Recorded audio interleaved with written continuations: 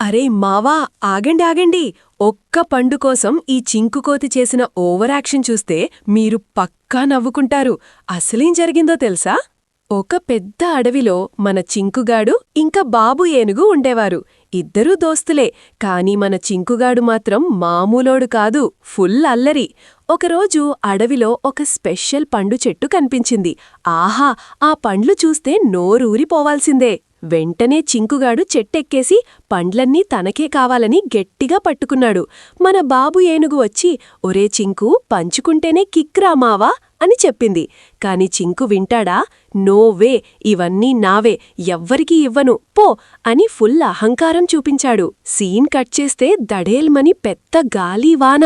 చెట్టు కొమ్మలు ఊగిపోయాయి, పండ్లన్నీ టప్ టప్ మని నేలపాలయ్యాయి. చింకుగాడి ఫ్యూజులు అవుట్. అయ్యో, నా పండ్లు అని ఏడుపు మొదలుపెట్టాడు. అప్పుడే ఎంట్రీ ఇచ్చాడు మన హీరో బాబు. తన పొడవైన తొండంతో పండ్లన్నీ గ్యాదర్ చేసి చింకు ముందు పెట్టాడు. చూశావా మిత్రమా, పంచుకుందాంరా అన్నాడు.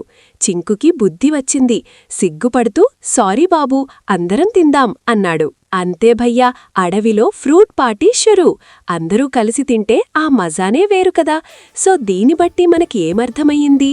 పంచుకుంటే సంతోషం పెరుగుతుంది, అహంకారం ఉంటే ఉన్నది కూడా పోతుంది. ఈ స్టోరీ నచ్చితే గట్టిగా ఒక లైక్ కొట్టి మీ ఫ్రెండ్స్కి షేర్ చేయండి మావా.